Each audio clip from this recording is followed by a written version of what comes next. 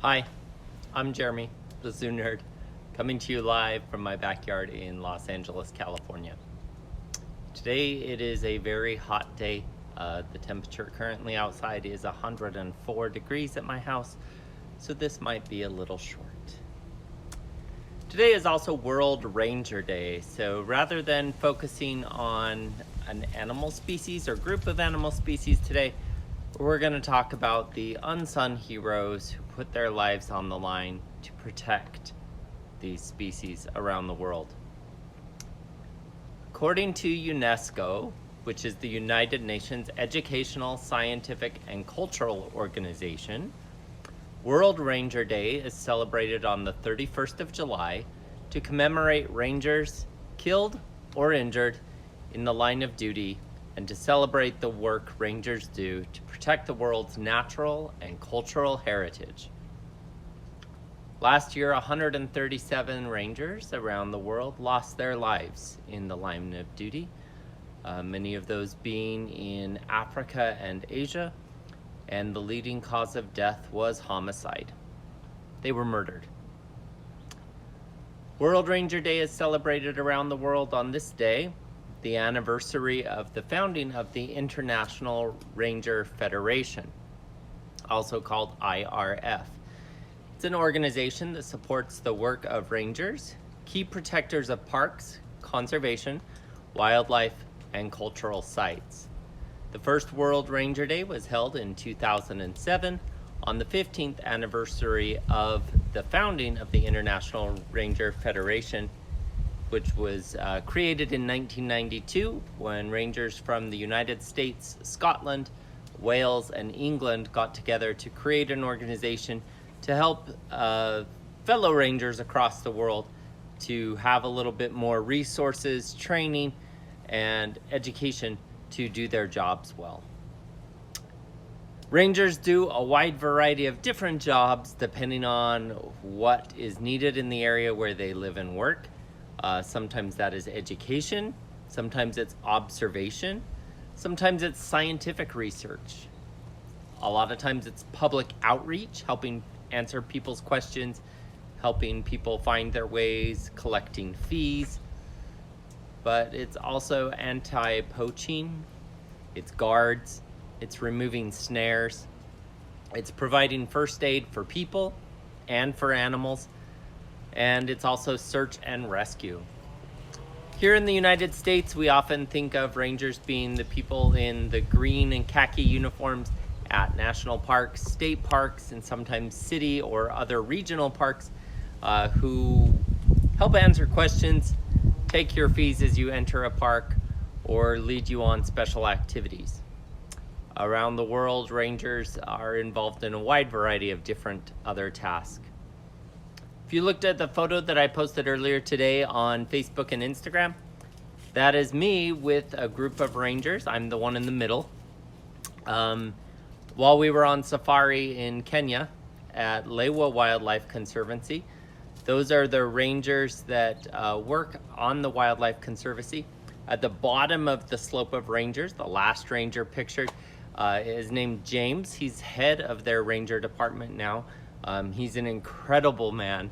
He grew up nearby the conservancy and has spent his life dedicated to preserving and protecting the animals at the conservancy, specifically rhinos. During our time in Kenya, we spent some time working with the rangers. We saw their headquarters. We also did a little exercise with their dog that's pictured in that photo, which is a bloodhound. They had obtained dogs maybe 2 or 3 years prior to my going to the conservancy there. And those dogs are an incredible sense of smell and are very good tool to help attract poachers. So we had a handkerchief that was given to us, and one person wiped the handkerchief across their brow and dropped it in the grass. And that was the scent mark to give to the dogs. And then we walked about probably close to a mile and hid amongst different hills. And then the other rangers with the dogs came out. The dog smelled the handkerchief, and then they let the dog off leash, and the dog led the rangers to where we were hiding nearly a mile away. Super incredible and important work that they're doing to help protect the animals in their care. Several of the other rangers in that photo are assigned to rhino protection units. What those guards do is they work, I believe they work 2 or 3 days on, and then they have 2 or 3 days off. I don't know the full logistics of how it works today, but they are assigned an individual rhino, and they are armed. They have big, powerful guns, and they specifically follow an individual rhino throughout a 24-hour period, taking notes as to where the rhino goes. And if people show up near the rhino who are not supposed to be there, they are there to protect the rhino. That is what the guns are for. In Kenya, they are cross-trained by Kenya Wildlife Services, which are the national sponsored rangers that work in the national parks there. And in Kenya, Kenya has taken an extremely no tolerance policy towards poachers, because they understand that their wildlife is an important part of ecotourism, and their wildlife is important to the global population of people, and that they are one of the last strongholds for wildlife in Africa. With that being said, if you are a poacher and you show up in Kenya, and if you have a gun or look like you are poaching or in the act of poaching, those who are authorized to fight against poachers can shoot first and ask questions later, including the rangers that I met with that day at Lewa. Those rangers have stopped poachers. They have been involved in hunting down poachers who have come onto their property and killed elephants, killed rhinos, killed lions, killed giraffes, killed hundreds of other animals with snares. Snares are wire traps that are set to trap animals that are then sold and used as food, which I don't blame people for trying to feed their families, but that's not what this is. This is an organized cartel of people trying to sell exotic meat into restaurants, and that doesn't need to be happening. Wildlife crime, or transporting bits and pieces of wildlife, whether living or dead, is up there with drug dealing, arms dealing, and human trafficking. It's one of the 4 big crimes on an international level that is a problem around the world. And the rangers are usually the first line of defense to stop that in many, many places. Specifically in Asia, where there are 2 very, very endangered species of rhinos and another one that's a little less endangered, in the islands of Sumatra and the island of Java, where the Sumatran and Javan rhinos live respectively, both of which are under 100 individuals left of their species, there are also rhino protection units. These are groups of usually 4 people who specifically patrol the forest, removing snares, looking for poachers, and protecting and observing rhinos when they see them. The rhinos in these islands in Asia live in very, very dense rainforest, so it's not able to always follow them on a continual basis like the rhino poaching or rhino protection units do in Africa, where rhinos live in more of a grassland area and it's easier to follow them. There's also a great organization out there that is called the Thin Green Line Foundation out of Australia. I want to be clear that it's the organization out of Australia. There are other organizations that use that same title. The one out of Australia is specifically working on funding for training and equipment for wildlife rangers, mostly in Africa, but also in Asia.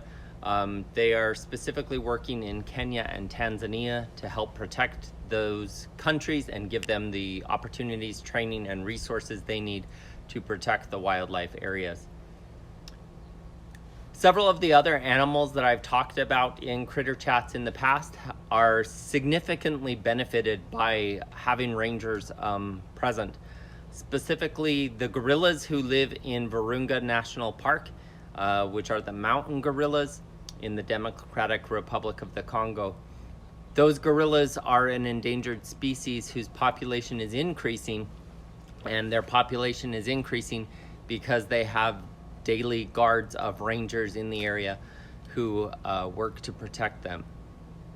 In the past year, several of those rangers were killed in their line of work by people who were coming in to poach animals in the national park. So they don't take their jobs lightly, and they do a very good job of protecting very important wild animals. Also, the okapi, who we talked about quite a while back in Critter Chat, at the Okapi Conservation Project, several years ago, a armed militia came through their headquarters and killed several members of their staff, including rangers and several okapi who lived on their headquarters as well. And often these rangers live in a very simple life and do so because they love the animals and want to protect the animals for future generations. There's a very special anti-poaching unit in the country of South Africa. They're called the Black Mambas.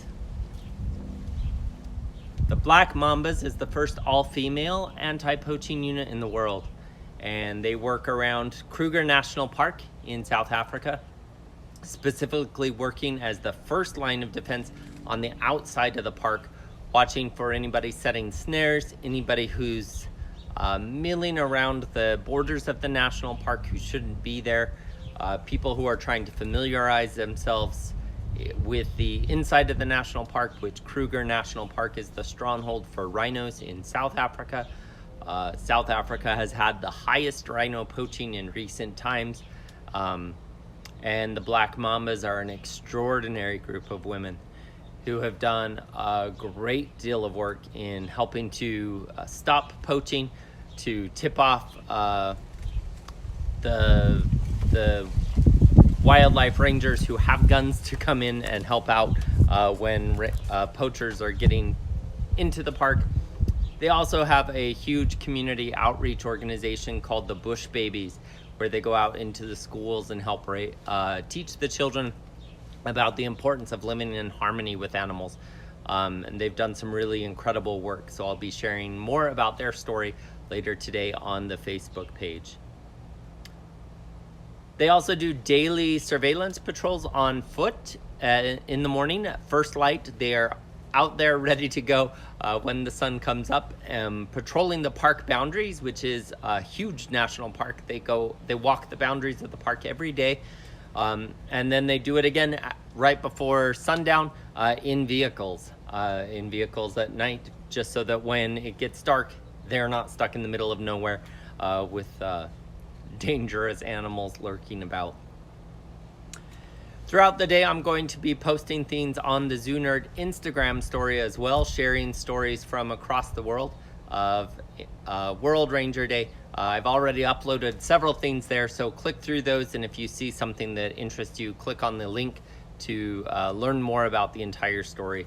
There's some really incredible stories of brave men and women who are doing a lot to protect wild animals and wild places around the globe. As always, I'll be putting additional information up on the Facebook profile as well, so check that out later today. And feel free to like, share, follow, and subscribe to all of my content across the platforms of Instagram, YouTube, Facebook, and on my website at jeremythezoonerd.com. My hat's off to rangers. They do a great amount of work. They usually work in very tough situations, in harsh weather, with little or no training or sometimes equipment, and often spending days at a time without seeing their family and friends.